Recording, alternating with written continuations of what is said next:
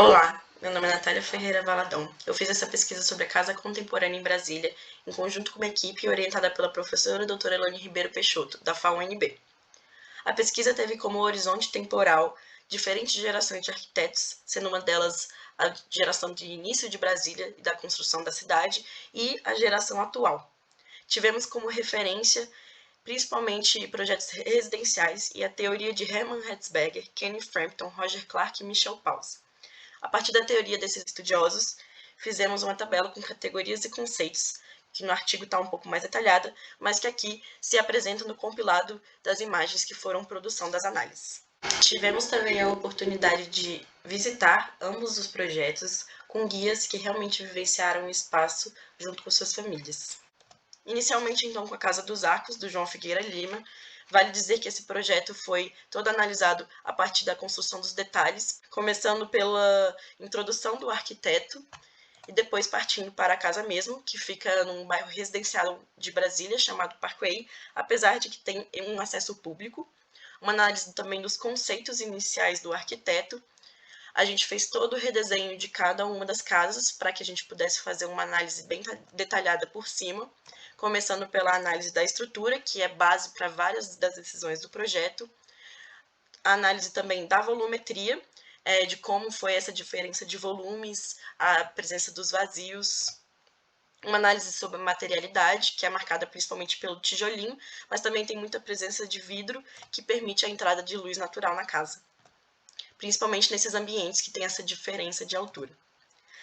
A articulação do programa é bem variada com relação a uma articulação normal, apesar de que na parte residencial não, mas principalmente na área de lazer, onde fica a piscina e o cinema, marcados por principalmente ambientes fechados com luz artificial. Então a gente trouxe alguns detalhes aqui, tanto da piscina como dessas instalações de luz artificial. Na área residencial, o mobiliário, os elementos como jardim interno e espelho d'água, eles servem como separadores de ambientes também. Então, por causa disso, o fluxo da casa é muito livre, e não só por causa disso, como também pelos detalhes de pivô de todas as portas da casa. Os mobiliários também foram pensados e detalhados pelo arquiteto.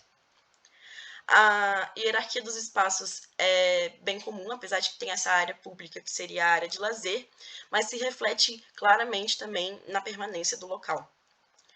A gente pode, então, concluir com essa explodida, que basicamente demonstra a base da casa, que é a estrutura, as divisões, que são as paredes e os mobiliários, as abóbadas, que são grandes presenças fortes na casa, e a cobertura onde ficava o jardim suspenso antigamente. O próximo projeto analisado foi a Casa Cucuruto do Ateliê Paralelo. Iniciamos a análise falando sobre o escritório, que é caracterizado pela experimentação e pelo pensamento coletivo, para depois falar sobre a casa, que é implantada no Jardim Botânico, um bairro residencial de Brasília. Com essa explodida, a gente pode ver o declive do terreno, assim como a implantação elevada da casa por esse deck. Aqui a articulação do programa com todos os ambientes, e aqui como é a relação de público e semipúblico dele, sendo que não é tão usual, por ser uma casa compartilhada pela família. O fluxo também é bem livre pela falta de paredes e por essa grande abertura para o deck. E essa grande liberdade e compartilhamento da casa também se reflete na permanência, principalmente na cozinha, que é o coração da casa, e onde também a gente pode encontrar o forno a lenha, o fogão a lenha e a mesa com os bancos personalizados pela própria dona e mãe da família. Aqui é uma simplificação do conceito e como deve ter sido a concepção inicial dessa volumetria, principalmente relacionada à estrutura e essa malha de 9 quadrados. Uma coisa muito marcante da construção foi a diferença de cores para fazer a abóbada, que foi uma abóbada de berço. A materialidade é marcada pelos tijolinhos de 21 furos, e o vidro fica principalmente nessa área do L voltada para o deck, onde entra iluminação natural. O assentamento de tijolos permite que a casa não tenha nenhuma janela, mas que permita a ventilação a partir desse assentamento diferenciado, onde os tijolinhos furados deixam o vento entrar.